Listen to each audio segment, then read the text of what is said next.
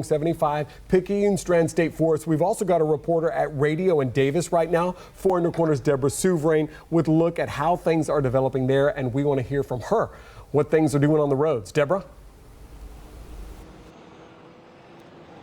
No, Patrick and Amy, we ran into a little traffic on our way here, and as you mentioned, I'm on the corner of Davis Boulevard and Radio Road. I'm going to step out of the way, but you can see that there are troopers here and deputies with the Collier County Sheriff's Office that have blocked off this road. Now, we were trying to go down Davis Boulevard to head to the Emergency Response Center to speak to a few officials there, and we got caught in this detour and had to stop here, and that's when I ran into this group here. I'm going to introduce you to John, Janet, and Tim. John is the owner of the Executive Yacht Service, and their office was actually right in the midst of, we're near where the evacuations were in place. Now, Janet, you were in the office, and tell me what was going on. You say you were stuck in the office and you weren't able to get out.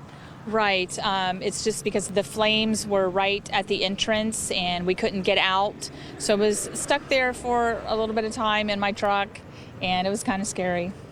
So when we spoke earlier, you said it was because of the smoke. That was one of the main issues why you weren't able to leave the office. You couldn't see. What goes through your mind at that time when you're seeing all the smoke? You're the only one in the office at that time. Well, there's just one way out of that complex, and so I was frightened because I thought, oh dear, if I can't get out the front and the fire, jumps the street and comes over, which it did jump the street, and it was right next to our building.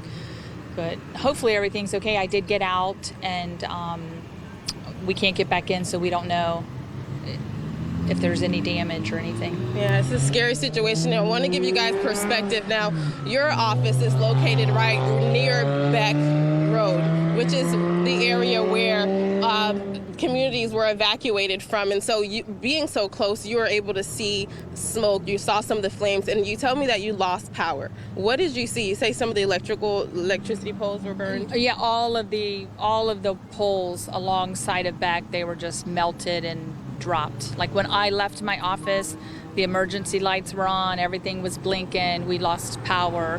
And I'm sure it's going to be quite some time before they restore that, because of like a mile it was flames. It was burnt. Wow. Unbelievable. We're happy you guys are okay. John, anything you want to say? It's your business. Well, you don't have power right now. We're just very concerned for the people back there. There's people that live on the south side of the road. There's 2 communities there, right with the flames and the fire came through. So we're kind of hopeful that nobody was hurt back there and everybody's doing okay.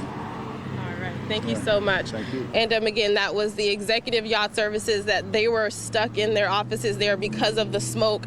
That was in the area. And we're going to stay out here and speak to more people, because there are a lot of people here at the racetrack that are in this same situation. They're stuck and they can't get back to their homes, or in this case, their office. So I'm going to send it back to you. Live in Collier County, Deborah Souverain, Fox 4, in your corner. All right, thank you, Deborah.